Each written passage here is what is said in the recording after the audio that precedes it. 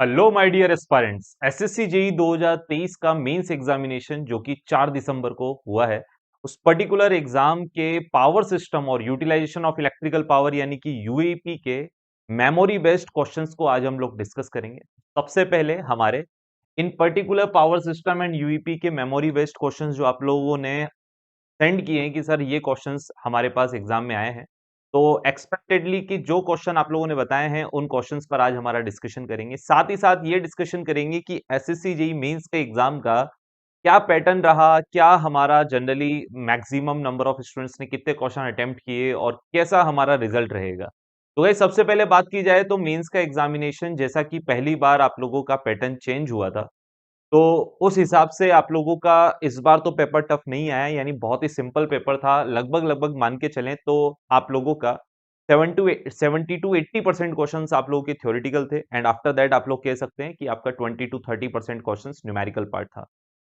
वही हमेशा की तरह जैसे हमारा एसएससी जेई के प्री एग्जामिनेशन में भी नेटवर्क यानी जिसे आप बेसिक इलेक्ट्रिकल के नाम से भी जानते हैं, हमारा लगभग लगभग सबसे ज्यादा वेटेज का यानी 30 से 35 क्वेश्चन का वेटेज अगर मैं कहूं तो हमारे बेसिक इलेक्ट्रिकल या नेटवर्क को आप जो भी कहें का सबसे ज्यादा वेटेज रहा हमारा बेसिक इलेक्ट्रिकल का। कितना? तो लगभग 30 टू 35 क्वेश्चन आप लोगों को देखने को मिले आपके मेंस एग्जामिनेशन। प्री में भी इतना ही जनरली रहता है। आफ्टर दैट बात करें तो सेकंड नंबर पर हमारा पावर सिस्टम प्लस यूईपी यानी कि power system and utilization of electrical power जो आप लोगों को देखने को मिला, जो भी लगभग आप लोगों को 25 से 30 क्वेश्चन के अराउंड आप लोगों को देखने को मिले हैं।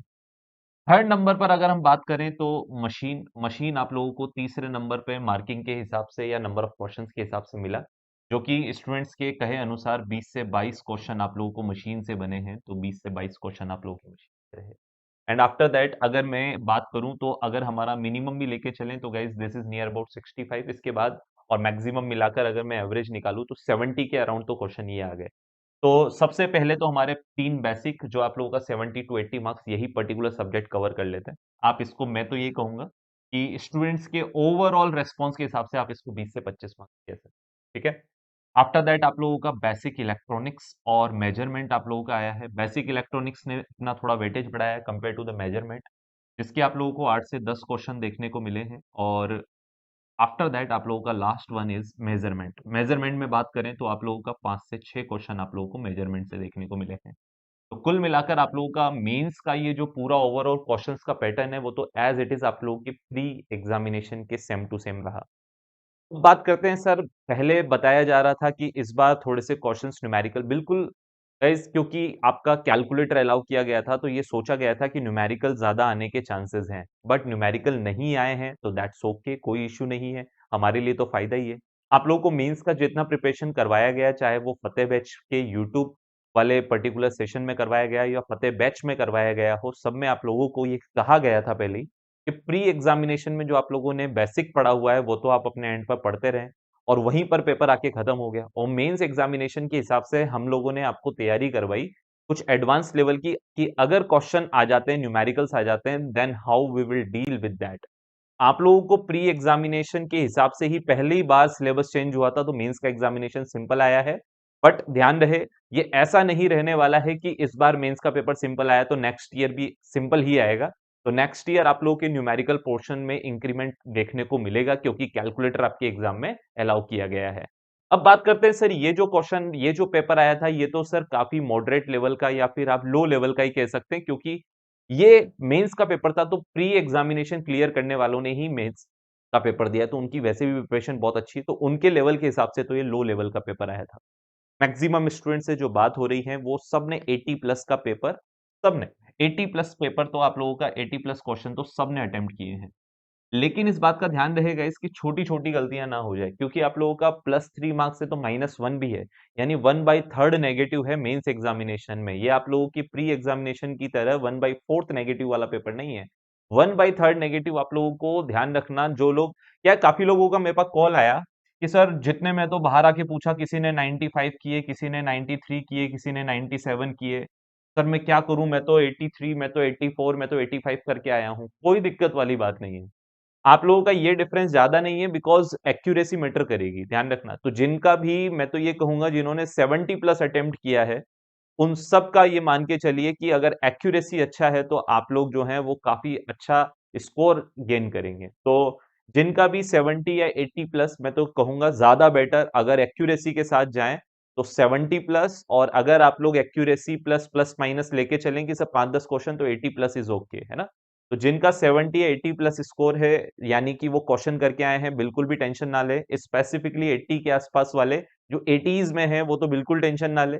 90s वाले थोड़ी बहुत टेंशन ले सकते हैं कि यार मेरे नेगेटिव तो नहीं हो गए, तो वो आप थोड़ा सा देखेंगे, जैसा कि आज मैं आप लोगों के साथ क्वेश्चन भी डिस्कस करूंगा, ठीक है। इसी के साथ फिर आपके नेक्स्ट सब्जेक्ट्स के भी क्वेश्चंस आप लोगों के आते जाएंगे, ठीक है। तो ये आप लोगों का था, तो 80 plus is the best score मेरे ख्याल से, तो आप लोग 80 प्लस के साथ जाएं, है ना। तो जिनका भी 80 प्लस है दैट्स वेरी परफेक्ट, जिनका 80 से थोड़ा सा नीचे 75 के आसपास भी है दैट्स ओके, क्योंकि एक्यूरेट अगर आपने 70 कर दिया ना, 100 में से 70, दैट्स मोर देन इनफ, है ना। तो आप लोगों का ओवरऑल 80 के आसपास इज द बेस्ट आप लोगों का कैलकुलेशन, जो आप लोगों का नंबर ऑफ क्वेश्चंस अगर आप लोगों ने अटेम्प्ट किए। तो मेरे ख्याल से ये तो था पूरा एनालिसिस पेपर का जो आप लोगों को क्लियर होगा। अब हम लोग क्वेश्चंस पे चल लेते हैं। तो पावर सिस्टम का पहला क्वेश्चन जो गाइस मेरे पास आया है वो आया है, वर्क ऑफ मॉडरेटर क्या होता है सर, ये पूछा गया था। तो मॉडरेटर आप लोगों का न्यूक्लियर पावर प्लांट में यूज होता है। इसका टास्क क्या होता है, तो गाइस न्यूक्लियर पावर प्लांट में आपके न्यूट्रॉन्स की स्पीड को स्लो करने का काम करता है मॉडरेटर। तो to slow down the speed of neutrons, the speed of neutrons, ये आप लोगों को अगर ऑप्शन में मिला होता, to slow down the speed of neutrons in nuclear fusion reaction, nuclear fusion reaction, आपकी न्यूक्लियर फ्यूजन रिएक्शन। आप लोगों को न्यूक्लियर फ्यूजन रिएक्शन तो क्या मेनली आप लोगों को ये मिला होगा, to slow down the speed of neutron, neutrons की स्पीड स्लो करने के लिए काम आता है। मान लीजिए आपसे वर्क नहीं, अगर आप लोगों से इसमें पूछा जा सकता था, तो ये पूछा जा सकता था कि भाई मॉडरेटर के कौन कौन से एग्जाम्पल है। तो एग्जाम्पल के तौर पर गाइज हम लोग हमेशा ग्रेफाइट को प्रीफर करते हैं। ग्रेफाइट ऑप्शन में ना हो then we will go for the heavy water, heavy water जिसको आप D2O कहते हैं, ठीक है ना। तो ये हमारे एज अ मॉडरेटर हम लोग जनरली यूज करते हैं। नेक्स्ट क्वेश्चन जो आप लोगों की तरफ से मेरे पास भेजा गया है, तो work of control road sir exam में पूछा गया था। तो कंट्रोल रोड का काम क्या होता है, आप लोगों के न्यूट्रॉन्स को एब्जॉर्ब करने का काम। मॉडरेट तो स्पीड स्लो करने का काम करता है, मोड ये आपके न्यूट्रॉन्स को एब्जॉर्ब करने का काम या हमारी चेन रिएक्शन को कंट्रोल करने का काम करता है, न्यूक्लियर फिजन चेन रिएक्शन को कंट्रोल करने का काम करता है। तो आप लोगों को वर्क के हिसाब से मैं बात करूं तो आपको दो टास्क दे सकता है, या पहला to absorb, to absorb absorbs the neutron, या तो न्यूट्रॉन को एब्जॉर्ब करने के लिए, या फिर आपसे पूछा जा सकता है टू कंट्रोल चेन रिएक्शन। इसका दूसरा टास्क होता है न्यूट्रॉन को एब्जॉर्ब करके चेन रिएक्शन को कंट्रोल करता है, to control the fission chain reaction. आपकी जो न्यूक्लियर फीजन चेन रिएक्शन होती है उसको ये कंट्रोल करता है, control the fission chain reaction. तो आपके इसमें से जो भी ऑप्शंस थे, दोनों में से कोई एक चीज आप लोगों को देखने को मिलती है, आप उनमें से अपना परफेक्टली आंसर लगा सकते थे। इसके एग्जाम्पल के तौर पर देखेंगे इस, तो हमारे पास केडमियम या बोरोन रोड हम लोग यूज करते हैं, कैडमियम या फिर बोरोन हम लोग यूज करते हैं। तो अगर आप लोगों से एग्जाम्पल भी पूछे गए हो तो आई थिंक आप लोगों को एग्जाम्पल बहुत अच्छे से क्लियर होंगे। तो वर्किंग पूछी है या एग्जाम्पल पूछे, अकॉर्डिंगली आप लोग आंसर कर सकते हैं। ये दो क्वेश्चन आपके न्यूक्लियर पावर प्लांट से जो मेरे पास आए हैं। के बाद आप लोगों का विंड टरबाइन के क्लासिफिकेशन से रिलेटेड अगर क्वेश्चन आया है, तो आप लोगों के पास विंड टरबाइन को गाइज हम लोग क्लासिफाइड करते हैं दो टाइप में, एक हमारा वर्टिकल एक्सिस और एक हॉरिजेंटल एक्सिस। तो हमारा दो टाइप से इसका क्लासिफिकेशन है, this is horizontal, horizontal axis wind turbine को हम लोग शॉर्ट में HAWT कह देते हैं, HAWT।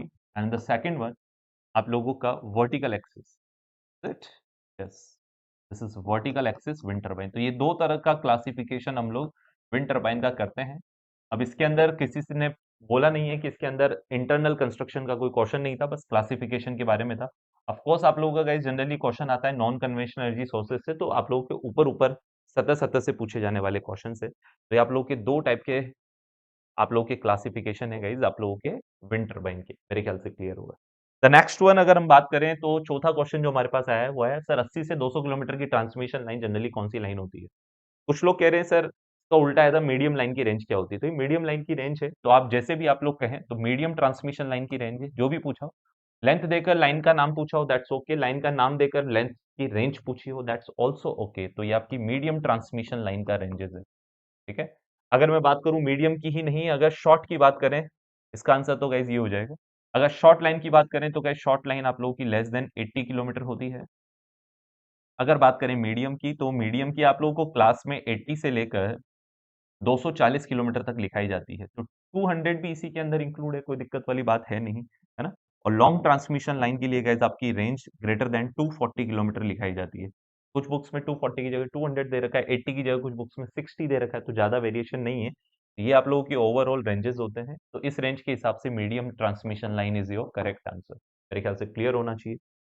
The next one, fifth question जो मेरे पास आया है आप लोगों की तरफ से पावर सिस्टम से, that is distributor design depends upon what guys. तो आप सबको पता है गाइस कि आप लोगों का डिस्ट्रीब्यूटर किस पर निर्भर करता है, तो गाइस वोल्टेज के ड्रॉप पर निर्भर करता है। Just remember this thing.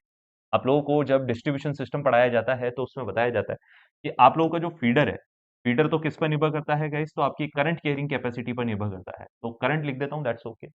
या फिर आजकल करंट कैरिंग कैपेसिटी की जगह टेम्परेचर राइज भी ऑप्शन में देने लगा है, तो अगर करंट कैरिंग कैपेसिटी आपके ऑप्शन में नहीं है then you can go for the temperature rise. Next one, feeder के बाद अगर मैं बात करूं हमारे डिस्ट्रीब्यूटर की, जो कि हमारा इस पर्टिकुलर क्वेश्चन में एग्जैक्टली आप लोगों से पूछा गया अकॉर्डिंगली जो आप लोग बता रहे हैं। तो गाइज इसमें हमारा डिपेंडेंसी इसका डिजाइनिंग का सीधे वोल्टेज ड्रॉप पर निर्भर करता है, यानी वोल्टेज ड्रॉप को मिनिमाइज करने के हिसाब से डिस्ट्रीब्यूटर डिजाइन किया जाता है। So this is overall this one. तो आप लोगों का इस पर्टिकुलर डिस्ट्रीब्यूशन क्वेश्चन का आंसर भी कौन हो जाएगा गाइज, आप लोगों का वोल्टेज। मेरे ख्याल से बहुत परफेक्टली आप लोगों को क्लियर होगा। नेक्स्ट हम लोग पावर सिस्टम के 6 क्वेश्चन पे बात करें, तो आप लोगों से पूछा गया अगेन आप लोगों का दो क्वेश्चन तो न्यूक्लियर से आए थे, ये क्वेश्चन हाइड्रो से आप लोगों से पूछा गया high head and low speed के लिए कौन सा वाटर टरबाइन हम लोग जनरली यूज करते हैं। तो आप लोगों को 3 टरबाइन पढ़ाए जाते हैं गाइज। आप लोगों का क्या, आप लोगों का पेल्टन है, फ्रांसिस है, कैप्लान है। हाई हेड के लिए गाइज हम लोग पेल्टन टरबाइन यूज करते हैं। मेरे ख्याल से आप सब लोग आंसर लगा के आए होंगे। मतलब बहुत ही सिंपल बेसिक क्वेश्चन आप लोगों से पूछे गए थे, जो आप लोग एग्जैक्टली प्री एग्जामिनेशन की तैयारी में भी इंक्लूड करते हैं इन लोग, है ना। उसी से कवर हो जाता है आप लोगों का इस बार का मेंस का पेपर। तो अगर मैं बात करूं तो गाइज पेल्टन जो है वो आप लोगों का high head and low speed के लिए है, high head and low speed के लिए है। अगर मैं बात करूँ गाइस हमारे फ्रांसिस की, तो फ्रांसिस में आप इन दोनों चीज़ों को मीडियम मीडियम लिख सकते हैं। तो आप लोगों का medium head and medium speed is this one, medium speed is this one. And the last one हमारा कैप्लान की अगर हम बात करते हैं, तो कैप्लान में जस्ट अपोजिट आप लोगों का हाई हेड की जगह here it will be low head. Low head का मतलब सर कितना, लेस देन आप लोगों का 60 मीटर। और आपकी स्पीड गाइज स्पेसिफिक स्पीड है आप लोगों की, है डिस्चार्ज रेट है, फ्लो रेट है, ये आप लोगों की यहाँ पर हाई होगी, high speed will be, that's clear है। तो ये आप लोगों के 3 टाइप के टरबाइन है आप लोगों से जो पूछा गया था, हाई हेड लो स्पीड के हिसाब से Pelton turbine is the perfect answer, that's okay. Next question आपसे पूछा गया application of over excited synchronous motor. तो this is a very simple question. आप लोगों को पावर फैक्टर इंप्रूवमेंट इसका मेन एप्लीकेशन होता है, इसका आंसर तो पावर फैक्टर इंप्रूवमेंट आ जाएगा। पावर फैक्टर इंप्रूवमेंट के लिए आपको 3 तरीके बताए जाते हैं। पहले स्टैटिक कैपेसिटर यूज कर सकते हो, बट स्टैटिक कैपेसिटर में आप लोगों का वैल्यू फिक्स डिग्री का कंपनसेशन प्रोवाइड करवाता है। तो वेरिएबल कंपनसेशन के लिए हम लोग हमारे सिंक्रोनस मोटर को ओवर एक्साइटेड बनाकर as a synchronous condenser use करते हैं, जिससे हम लोग को वेरिएबल एक्साइटेशन मिलता है। और तीसरा आप लोग अपना फेज एडवांसर भी यूज कर सकते हैं। तो पहली बात बात करें तो ओवर एक्साइटेड सिंक्रोनस मोटर को ही पहली बात तो गाइज हम लोग सिंक्रोनस कंडेंसर कहते हैं। क्या कहते हैं, सिंक्रोनस कंडेंसर कहते हैं। इसका मेन टास्क क्या है, तो अगर मैं इसके मेन टास्क पर बात करूं तो गाइज ओवर एक्साइटेड का मतलब आप लोगों का लीडिंग पावर फैक्टर प्रोवाइड करवाती है synchronous motor. Leading power factor का मतलब है जो रिएक्टिव पावर एब्जॉर्ब करके डिलीवर करे, तो गाइज ये रिएक्टिव पावर डिलीवर करती है। और जो रिएक्टिव पावर को डिलीवर करे as same as the capacitor, capacitor भी आप लोगों का लीडिंग पावर फैक्टर रखता है। तो रिएक्टिव पावर डिलीवर करके आपके इंडक्टिव लोड की डिमांड को फुलफिल करता है और ओवरऑल पावर फैक्टर को इंप्रूव करता है। तो इसका मेन एप्लीकेशन गाइज कंडेंसर का या लीडिंग पावर फैक्टर पे मोटर का गाइज पावर फैक्टर इंप्रूवमेंट होता है। This is power factor improvement is, that's the main application. Here it is, here it is, that's your answer. Next question पे चलें power system का। तो 8th question आया है characteristics of radial system sir बतानी थी। अब देखो आप लोग को डिस्ट्रीब्यूशन सिस्टम में 3 जनरली सिस्टम बताए जाते हैं। रेडियल सिस्टम है, रिंगमैन सिस्टम है और इंटरकनेक्टेड सिस्टम है। इसमें आप लोगों का रेडियल सिस्टम का कैरेक्टरिस्टिक्स पे बात करें तो मेरे ख्याल से जो स्टूडेंट्स के द्वारा ऑप्शंस बताए गए हैं उनमें ऐसा बताया गया है कि सर 2 से 3 पॉइंट लिखे हुए थे, फिर बोला फर्स्ट और सेकंड करेक्ट है, सेकंड और थर्ड करेक्ट है, 1 2 3 करेक्ट है, इस तरह के ऑप्शंस थे। तो इस तरह के क्वेश्चन मतलब आप लोगों को प्री एग्जामिनेशन से मेन एग्जामिनेशन में क्या थोड़ा बहुत अंतर देखने को मिला कि आप लोगों को स्टेटमेंट वाले क्वेश्चन कुछ इस तरह से आए कि आपको 2 3 ऑप्शंस दे दिए गए, मतलब 2 3 स्टेटमेंट दे दिए गए और फिर कहा गया कि इनमें से कौन कौन से ऑप्शंस कौन कौन से स्टेटमेंट्स करेक्ट है। तो आप लोगों का थोड़ा सा टाइम कंज्यूमिंग आप बोल सकते हो, बाकी इतना ज्यादा कोई डिफरेंस नहीं था थ्योरेटिकल क्वेश्चंस में। तो अगर मैं रेडियल सिस्टम की सभी कैरेक्टरिस्टिक्स पर बात कर लेता हूँ, इनमें से जो जो पॉइंट आप लोगों के पास थे तो आप लोग देख सकते हैं। तो रेडियल सिस्टम में सबसे पहला पॉइंट आता है guys, this is very cheap and simple, very simple and cheap. सबसे सिंपल एंड चीप यानी कि सस्ता आप लोगों का सिस्टम होता है distribution system, very simple and cheap distribution system. ठीक है, very simple and cheap distribution system, first one is this one. थोड़ा सा आगे चलें तो गाइस इसमें सिर्फ यही एक खूबी है, बाकी सब दिक्कतें हैं इसका। Poor voltage profile,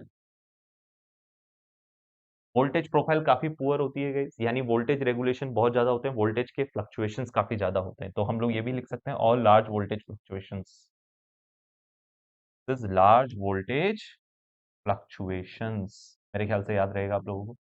the next one is आप लोगों का रिलायबिलिटी काफी पुअर होता है गाइस सिस्टम का, यानी कंटिन्यूटी नहीं रहती है सिस्टम में आप लोगों का, कहीं पर एक जगह पे फॉल्ट आ जाए तो पूरा सिस्टम आप लोगों का शट ऑफ हो जाता है। तो these are the classic characteristics of radial system. Sir हम लोग इस पर्टिकुलर सिस्टम को यूज कहाँ करते हैं, तो गाइज आप इस पर्टिकुलर सिस्टम को जनरली यूज वहां करते हैं जहां पर आप लोगों का या तो लो वोल्टेज पर पावर जनरेशन हो रहा हो, या कहें तो मेनली आपका लो वोल्टेज पे पावर जनरेशन होना चाहिए और लो एनर्जी जनरेशन होना चाहिए। यानी कि ज्यादा बड़े सिस्टम के लिए हम लोग हाई वोल्टेज जनरेशन के लिए इसको बिल्कुल भी प्रिफर नहीं करते हैं। साथ ही साथ आप लोगों का सब स्टेशन सभी सेंटर सभी लोड्स के सेंटर में लोकेट होना चाहिए। तो ये दो एप्लीकेशन और एक्स्ट्रा है। वोल्टेज क्या बताया, एक तो लो वोल्टेज पर जनरेशन होना चाहिए ताकि वोल्टेज के फ्लक्चुएशन ज्यादा ना हो, और आपका पर्टिकुलर सब स्टेशन पूरे सभी लोड्स के सेंटर में लोकेट होना चाहिए, यानी पूरे गांव के एकदम सेंटर में लोकेट होना चाहिए आपका सब स्टेशन है, ये सारे लोड, ताकि सबके डिस्टेंसेस सेम हो तो वोल्टेज फ्लक्चुएशन आप लोगों के कम होंगे। तो सेंटर में लोकेट होना चाहिए। नेक्स्ट बात करें rarely use dielectric in cable, तो सबसे कम यूज होने वाला डाइलेक्ट्रिक आप लोगों का इस केबल में कौन सा होता है। तो अकॉर्डिंगली मेरे पास चार ऑप्शंस आए हैं। तो पहला ऑप्शन जैसे कि सॉलिड है सर, लिक्विड होगा सर, या गैस होगा सर, या कंपाउंड होगा सर। ये आप लोगों के पास ऑप्शन आए हैं। ठीक है, तो देखो गाइस सबसे पहले सॉलिड की बात करें तो गाइस सॉलिड अच्छा खासा यूज होता है।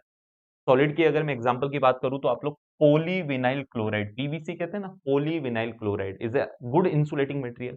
या आप XLPE यानी cross linked polyethylene, cross linked polyethylene, ये सब एग्जांपल है आपके सॉलिड डाइइलेक्ट्रिक या सॉलिड इंसुलेटिंग मटेरियल के जो एक अच्छा इंसुलेशन प्रोवाइड कराते हैं। तो गाइज यहाँ रेयरली यूज पूछा है, ज्यादा यूज होने वाला नहीं पूछा। ठीक है, लिक्विड पर चलें तो गाइज आप लोगों का इंसुलेटिंग ऑयल है, या फिर कहें तो मिनरल ऑयल कह देते हैं। मिनरल ऑयल सर किसको कहते हैं, ट्रांसफॉर्मर ऑयल को ही कहते हैं, मिनरल और ट्रांसफॉर्मर ऑयल आप लोगों का बेस्ट एग्जांपल है गाइज इसके लिए। तो गाइज ट्रांसफॉर्मर ऑयल को तो हम लोग बहुत ज्यादा प्रीफर करते हैं इंसुलेशन के लिए, मेरे ख्याल से तो सबसे बेस्ट होता है। तो अगर मैं सबसे ज्यादा बेस्ट के बारे में बात करूं तो सबसे ज्यादा प्रिफरेबल होता है गाइज, पहली रैंक पर है आपका लिक्विड इंसुलेशन। सॉलिड इंसुलेशन आप लोगों का सेकंड प्रेफरेंस पर आता है गाइज। थर्ड प्रेफरेंस पर अगर मैं बात करूं तो गाइस गैस जो होता है वो भी बहुत कम यूज होता है, कंपाउंड यूज होता है। सर कंपाउंड क्या है, compound is the combination of solid and liquid gas. ठीक है, तो ये आप लोगों का combination of solid and liquid को मिलाकर आप लोगों का बनाया जाता है आप लोगों का कंपाउंड जो हम लोग बनाते हैं। ठीक है, तो अगर हम बात करें तो इसको हम लोग थर्ड प्रेफरेंस पे दे सकते हैं। सबसे लोवेस्ट प्रेफरेंस पर यानी रेयरली यूज्ड वाला गाइस गैसेस होती है, क्योंकि गाइस गैसेस जो होती हैं वो जनरली बहुत अच्छा इंसुलेशन प्रोवाइड नहीं करवा पाती, स्पेसिफिकली इन केबल। तो आप लोगों का फोर्थ पर हम जो रेयरली यूज के हिसाब से चलें तो guys gases are the rarely used insulating material for the cables, because it cannot provide the required insulation for the providing voltages। अगर मैं बात करूं सॉलिड की तो सॉलिड में ध्यान रखना, सॉलिड को हम लोग लो एंड मीडियम वोल्टेज के लिए प्रोवाइड करवाते हैं।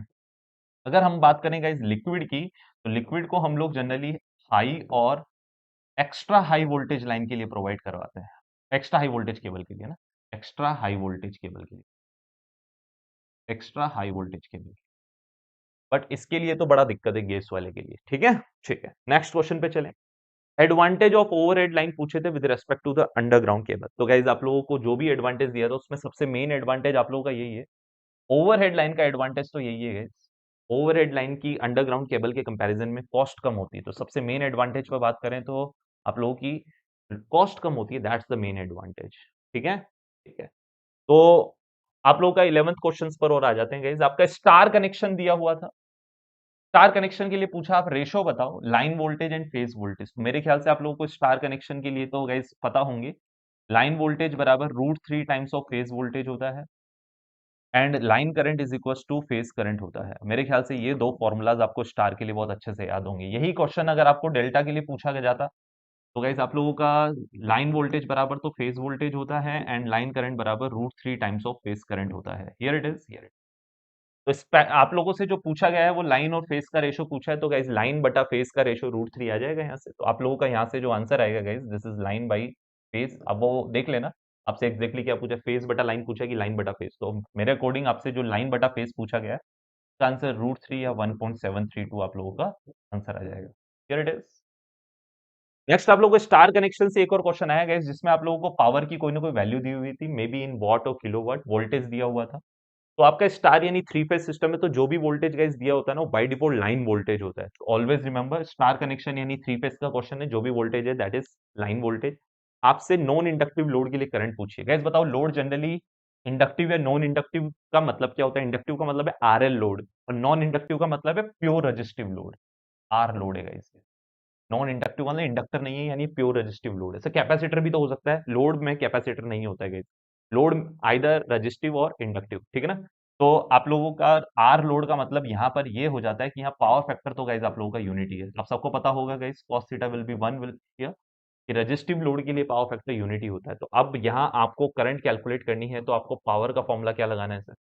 सिंपली आप लोग अपना फॉर्मूला लगाएं, लाइन में लगाएंगे तो √3 VL IL लगा लो, और स्टार कनेक्शन में line current phase current same होती है, तो या तो इस फॉर्मूला से निकाल लो या फिर आप चाहो तो इस वाले फॉर्मूला से लगा लो कि फेज वोल्टेज फेज करंट की फॉर्म में लगाओगे तो आगे 3 लगा के निकाल लो।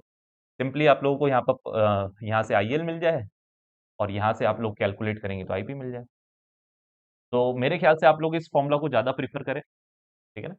दोनों से आंसर सेम ही आएगा, बट ध्यान रखना आप लोग इस फॉर्मूला को प्रीफर करें क्योंकि आपको लाइन वोल्टेज दिया हुआ है तो एज इट इज पुट कर देंगे, पी डायरेक्ट पुट कर देंगे, या फेस के लिए लाइन डिवाइड बाई √3 करना पड़ेगा वोल्टेज में।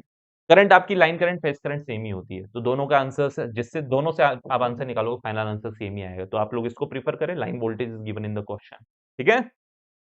नेक्स्ट क्वेश्चन आप लोगों से पूछा गया गाइस आपके पावर सिस्टम में टैरिफ से, या कहें तो जनरेशन की कॉस्ट।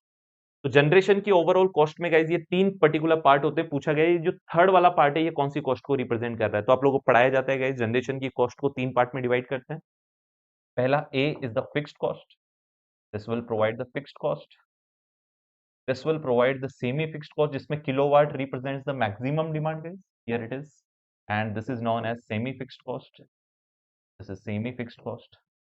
और अगर बात करें ये वाली कॉस्ट जो कि आपसे पूछी गई है तो गाइस ये आपकी रनिंग और ऑपरेटिंग कॉस्ट होती है, रनिंग और ऑपरेटिंग कॉस्ट जो भी आप लोगों को नाम दिया गया है। तो इस क्वेश्चन के हिसाब से आप लोगों का आंसर रनिंग या ऑपरेटिंग कॉस्ट हो जाएगा, जिसमें किलोवाट आवर्स गाइस आप लोगों का यूनिट जनरेशन को रिप्रेजेंट करता है, या यूनिट कंज्यूम अगर टैरिफ के बारे में बात करें 3 पार्ट टैरिफ के हिसाब से, तो आपकी रनिंग या ऑपरेटिंग कॉस्ट। वैसे जनरेशन कॉस्ट का ही क्वेश्चन होगा तो रनिंग या operating cost will be there. तो ये आप लोगों का आंसर हो जाएगा, हियर इट इज, ठीक है, ठीक है।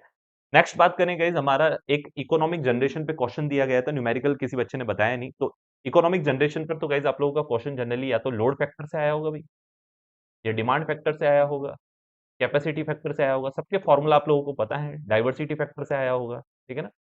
तो जिससे भी आप लोगों का क्वेश्चन आया है गाइस अकॉर्डिंगली आप लोग आंसर कर सकते हैं, मेरे ख्याल से कोई दिक्कत नहीं है ना। जैसे लोड फैक्टर का फॉर्मूला आप सब लोग जानते हैं, दिस इज एवरेज बटा मैक्सिमम डिमांड। डिमांड फैक्टर पूछ ले तो गाइस आपका maximum demand upon connected load, connected load. अगर आपसे कैपेसिटी फैक्टर पूछ ले तो गाइस एवरीवन नोज एवरेज बटा रेटेड कैपेसिटी। यूटिलाइजेशन फैक्टर पूछ ले तो मैक्सिमम डिमांड बटा रेटेड कैपेसिटी। डाइवर्सिटी फैक्टर पूछ ले तो सम ऑफ इंडिविजुअल मैक्सिमम डिमांड बटा coincident maximum demand is that one. तो जो भी आप लोगों से इकोनॉमिक जनरेशन से जो भी क्वेश्चन पूछा गया है यू कैन इकोनॉमिक फैक्टर जो है जनरेशन के आप लोग आंसर कर सकते हैं। ये ओवरऑल मेरे पास जो पावर सिस्टम से आए ये 14 क्वेश्चंस आए हैं। अब चलते हैं utilization and electric utilization of electrical power. तो यूटिलाइजेशन पे बात करें तो गाइस पहला आप लोगों का क्वेश्चन जो है वो मेरे पास आया है, कैंडला पर मीटर स्क्वायर किसका यूनिट होता है। तो मैक्सिमम ये स्टूडेंट्स को कंफ्यूज करने के लिए कि इसमें काफी लोगों ने मेरे ख्याल से इल्यूमिनेशन आंसर लगा दिया होगा, जबकि इल्यूमिनेशन की यूनिट बेटा कैंडला पर मीटर स्क्वायर नहीं, ल्यूमिन पर मीटर स्क्वायर होती है। तो सर कैंडला पर मीटर स्क्वायर किसकी यूनिट होती है, तो ये आप लोगों की ल्यूमिनेंस या फिर आप कहें तो ब्राइटनेस, ब्राइटनेस की आप लोगों का यूनिट है ना। इसकी स्मॉलेस्ट यूनिट आपको नोट करके क्लास में लिखवाई जाती है कि ल्यूमिनेंस या ब्राइटनेस की स्मॉलेस्ट यूनिट निट होती है, NIT है ना, निट होती है। और साथ में आप लोगों को इसकी स्टैंडर्ड यूनिट भी लिखवाई जाती है कैंडला पर मीटर स्क्वायर। तो ये ल्यूमिनेंस या फिर आप लोगों की ब्राइटनेस की यूनिट है कैंडला पर मीटर स्क्वायर, जिसकी स्मॉलेस्ट यूनिट आपकी निट होती है। और अगर आप लोग इल्यूमिनेंस पर जाना चाहें, इल्यूमिनेशन पर जाना चाहें, जिसे आप इल्यूमिनेंस भी कहते हैं, तो उसकी यूनिट ल्यूमिन पर मीटर स्क्वायर होती है, इसकी कैंडला पर मीटर स्क्वायर, ठीक है ना। That's okay. नेक्स्ट क्वेश्चन आपसे पूछा गया, the infrared heating emits which radiation. तो infrared radiation guys generally electromagnetic radiation पे काम करता है। तो अगर आप लोगों के पास इस पर्टिकुलर क्वेश्चन को पूछा गया है तो इसका आंसर आप लोगों का इलेक्ट्रोमैग्नेटिक रेडिएशन आ जाएगा। दैट्स ओके, सिंपल है ना। सिंपल सा क्वेश्चन पूछा गया है, कोई इसमें ज्यादा दिमाग लगाने की जरूरत नहीं। आप लोगों को इंफ्रारेड हीटिंग वगैरह में लिखवाया जाता है भाई। आप लोगों को देखो पहली बात तो ये पूछा जा सकता है, तो इंफ्रारेड हीटिंग जो होती है इसमें कौन से मोड ऑफ हीट ट्रांसफर के थ्रू हम लोग हीट को ट्रांसफर करते हैं, तो कंडक्शन, कन्वेक्शन, रेडिएशन। तो रेडिएशन प्रोसेस के थ्रू। कौन सा रेडिएशन, तो इलेक्ट्रोमैग्नेटिक रेडिएशन, ठीक है। ठीक है। यूईपी यानी कि आप लोगों का यूटिलाइजेशन से क्वेश्चन टेंडर से जो मेरे पास क्वेश्चन आए हैं, पहला है कि अर्नेस्ट मनी क्या होती है। तो अर्नेस्ट मनी से जो ऑप्शंस आए हैं, तो गाइज अर्नेस्ट मनी क्या होती है, तो अगर इसका डेफिनेशन पूछा है तो this is good faith on deposit you can say. तो हम लोग good faith on, good faith deposit कह सकते हैं। ये क्या कहो अब ज्यादा बेटर है। सर ये क्या होता है, देखो गाइस कंपनी में क्या होता है कि कभी भी आप किसी भी पर्टिकुलर आप लोग मटेरियल के लिए या कंपनी के लिए जब आप लोग अपना टेंडर भरते हैं, तो टेंडर भरते समय आप लोगों को एक अर्नेस्ट मनी जमा करानी होती है कि वो एक तरह से गुड फेथ होता है डिपॉजिट करवाने के लिए कि हमने इतना पैसा जमा कराया है कि अगर हमें टेंडर मिल गया तो ये हमारा उसमें से कट जाएगा, और अगर हमें टेंडर नहीं मिला तो भैया हमारा पैसा हमको वापस मिल जाएगा। तो एक भरोसे पर, गुड फेथ पर डिपॉजिट किया जाता है। तो एग्जाम में या तो इसका डेफिनेशन पूछा गया है या फिर बच्चों के अनुसार ये भी बताया गया है कि सर इसमें पूछा था ये रिफंडेबल होता है कि नॉन रिफंडेबल। तो ऑफ कोर्स ये रिफंडेबल होता है। अगर आप लोगों का टेंडर पास नहीं हुआ है, यानी आप लोगों को टेंडर नहीं मिला है, तो ये रिफंडेबल हो जाता है। तो ध्यान रखें, ये रिफंड हो जाने की वजह से ये रिफंडेबल कहलाएगा। और अगर नॉन रिफंडेबल तो ये होता नहीं है, तो नॉन रिफंडेबल ऑप्शन में था तो वो गलत हो जाएगा, refundable will be the correct. मेरे ख्याल से समझ गए होंगे। जितने भी लोग होते हैं टेंडर भरते समय आप लोगों का एक अर्नेस्ट मनी जमा कराते हैं, that is the good faith deposit, जो आप लोगों का टेंडर ना मिलने पर वापस रिफंड कर दिया जाता है। Next question is from expenditure on supervision charges of total cost. तो गाइज आप लोगों के सुपरविजन चार्जेस पर कितना एक्सपेंडिचर खर्च किया जाता है टोटल कॉस्ट का, तो ध्यान रखें। सुपरविजन चार्जेस गाइज जनरली आप लोगों के किसी भी टाइप के कंस्ट्रक्शन या इरेक्शन के टाइम पर सुपरविजन के लिए प्रोवाइड करवाया जाता है बाय द रेस्पोंडेंट लाइसेंसी। जो आपका रेस्पोंडेंट लाइसेंसी होता है, जो आप लोगों का कंस्ट्रक्शन या इरेक्शन का काम करवा रहा है, उसके द्वारा प्रोवाइड करवाया गया ये सुपरविजन चार्जेस होता है। जो ओवरऑल कॉस्ट का गाइस ध्यान रखना, आपको अलग अलग रेंजेस दी हुई थी, तो 1 से 1.5% तक आप लोगों का इसका करेक्ट आंसर होता है। तो टोटल कॉस्ट का ये आप लोगों का 1 से 1.5% तक ओवरऑल कॉस्ट इंक्लूड करता है। ऑप्शन शायद मेरे ख्याल से 0.5% से भी कम, या फिर 1 से 1.5% दिया होगा, 0.5 से कम परसेंट दिया होगा, 4 से 10% दिया होगा, 15% से अबव, तो वट एवर जो भी दिया हुआ है, 1 से 1.5% गाइस आपका सुपरविजन चार्जेस आप लोगों का लगता है, ठीक है ना। कंस्ट्रक्शन और इरेक्शन पर्पस के लिए प्रोवाइड करवाया जाता है। तो ये 18 क्वेश्चन गाइज वो क्वेश्चन जो आप लोगों के power system and utilization electrical power से आप लोगों ने भेजे। इसके अलावा अगर आप लोगों को कोई भी और क्वेश्चन याद आ रहा हो तो गाइज आप इस पर्टिकुलर वीडियो के कमेंट बॉक्स में उस पर्टिकुलर क्वेश्चन को भेज सकते हैं। उस पर्टिकुलर कमेंट बॉक्स के साथ ही आप लोगों को उसमें ही कमेंट बॉक्स में आप लोगों को उस पर्टिकुलर क्वेश्चन का आंसर कर दिया जाएगा, ठीक है। तो ये थे हमारे मोस्ट एक्सपेक्ट जो आप लोगों के मेमोरी बेस्ड क्वेश्चन आप लोगों को मेंस एग्जामिनेशन में मिले। तो जिनका भी 80 प्लस स्कोर आप लोगों ने, मतलब 80 प्लस क्वेश्चन आप लोगों ने अटेम्प्ट किए गए, बिल्कुल भी घबराने की जरूरत नहीं है। बहुत अच्छा रेस्पॉन्स रहा है आप लोगों का, और अपने फाइनल जो मेरिट लिस्ट में नाम आने की तैयारी कर लो आप लोग, है ना। और मेरी तरफ से बहुत बहुत आप लोगों को शुभकामनाएं। जल्द ही आप लोगों का सिलेक्शन हो और आप लोगों के सिलेक्शन का मेरिट लिस्ट में आप लोगों के नाम का फाइनल सिलेक्शन के बाद आपके मैसेज का इंतजार रहेगा guys. Okay guys, thank you, best of luck for your future. Thank you guys. If you really like the video, please hit the like button, share the video, subscribe to our YouTube channel and press the bell icon for the latest updates. Thank you.